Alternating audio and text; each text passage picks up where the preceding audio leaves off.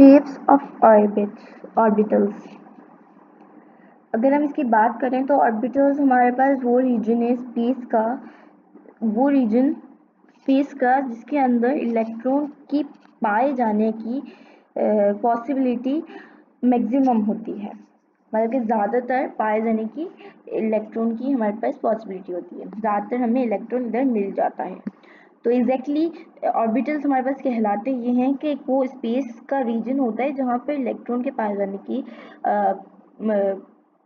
Possibility ज़्यादा होती है, जबकि ज़्यादातर हमें इलेक्ट्रॉन वहाँ मिल जाएंगे, जैसे कि हमने अपने प्रीवियस लेक्चर्स में ये पढ़ा था, मतलब प्रीवियस वीडियोस में हमने ये कवर किया था।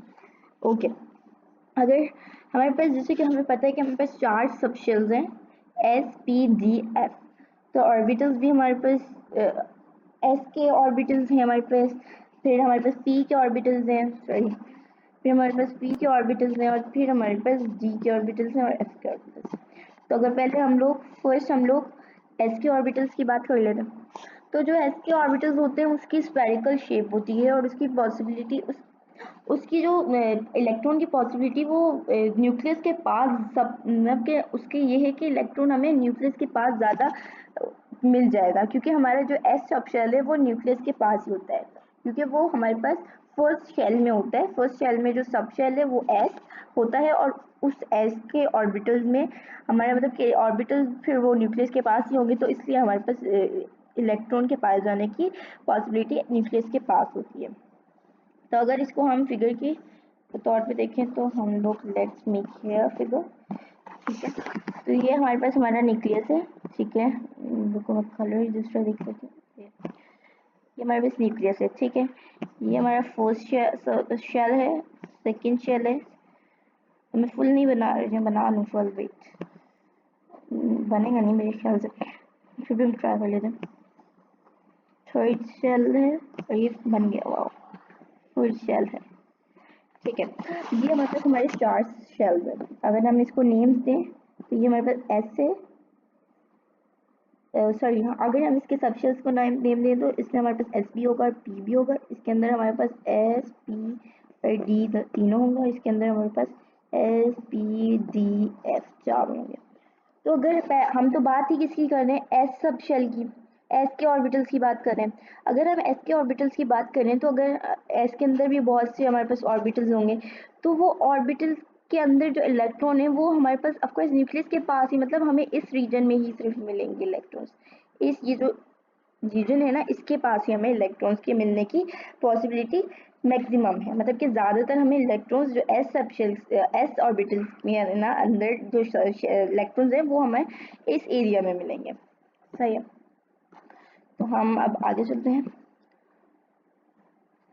हमें पहले तो देखना पड़ेगा कि नोड और नोडल प्लेन्स क्या होते हैं। नोडल प्लेन्स और नोड दोनों को हम एक रीजन होता है दोनों जहाँ पे इलेक्ट्रॉन की पॉसिबिलिटी मिनिमाइज होती है, और यहाँ पे ज़ीरो या ज़्यादातर तो ज़ीरो ही होती है। मिनिमाइज मीन थोड़ी सी होने की है। जैसे कि हम लोग देख लेते हैं कि एस सब शेल की जब हम बात करें तो वो ऑफकोर्स एस के ही पास हमें मिलेगा, एस के रीजन में ही हमें मिलेगा इलेक्ट्रॉन।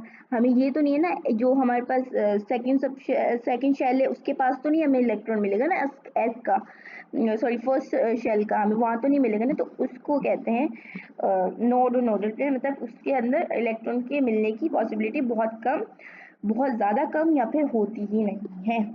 तो अगर हम बात करें पी ऑर्बिटल की, तो उसकी शेप जो है वो डम्बल की शेप होती है। डम्बल की शेप कैसे कि हमने देखी होगी, हम एक्सरसाइज करते हैं तो वो डम्बल होता है हमारे पास, तो वो इस टाइप का होता है, इस टाइप का नहीं होता हमारे पास, जहाँ पे हम ही ज़्यादातर होते हैं एक्सरसाइज करने के लिए होते हैं, वो इस टाइप का होता है डम्बल। और जो पी ऑर्बिटल्स है वो तीनों डायमेंशन में होता है, एक्स में भी होता है, वाई में भी होता है और जेड प्लेन में भी होता है। तो हाँ, तो वो तीनों प्लेन्स में होता है, ठीक है।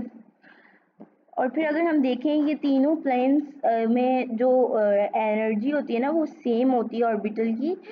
इन तीनों में एक्स में भी, वाई में भी और जेड में भी जो एनर्जी होगी ना वो सेम होगी, पी के एक्स में भी, पी के वाई में भी और पी के जेड के में भी। उसको हम कहते हैं, उसको हम लोग कहते हैं जी जनरेटेड ऑर्बिटल, ठीक है। मतलब कि हमारे पास जो ऑर्बिटल है, पी ऑर्बिटल है, उसके 3 डायमेंशन है, एक्स वाई जेड। तो इसकी जो एनर्जी होगी ना वो डीजेनरेटेड ऑर्बिटल्स कहलाती है, वो सेम होती है। ठीक है, अगर हम आगे देखें तो हमारे पास इसकी हमने शेप देख ली थी। ठीक है, ठीक है, अब हम पढ़ते हैं हमारे पास डी ऑर्बिटल्स क्या है। डी ऑर्बिटल्स हमारे पास डम्बेल शेप, डम्बेल मतलब ये डबल डम्बेल होता है। हम लोग कहते हैं कि अगर हमने हमने ये भी देखा है, हमने देखा ऊपर कि ना हमारे पास पी की शेप डम्बेल की उसमें होती है। नहीं, पहले हम लोग पी के एक्स वाई जेड को भी पढ़ लेते हैं। तो अगर हम देखें उसको, वेट, पी को एक्स प्लेन में अगर हम लोग देखें, ठीक है, ये ये हमारे पास हमारा वेट, ये हमारा एक्स प्लेन है और ये हमारे पास वाई प्लेन है। तो हमारी शेप कैसे बनेगी, हमारी शेप एक्स प्लेन के अंदर बनेगी। तो ये होगा हमारा, सॉरी, डम्बेल। तो ये हमारे पे पी एक्स होगा। सॉरी से वो डम्बेल गलत बन गया, गंदा बन गया, लेकिन ऐसे ही है। ठीक है, अगर हम पी वाई की देखें, ऊपर जाके देखते हैं, पी वाई की देखें तो वाई और ये एक्स, ठीक है, तो उसकी जो शेप होगी वो ऐसे बनेगी, वाई के रीजन में बनेगी। ठीक है, और अगर हम जेड की देखें, वहाँ जेड का जो प्लेन है वो ऐसे होता है। ठीक है,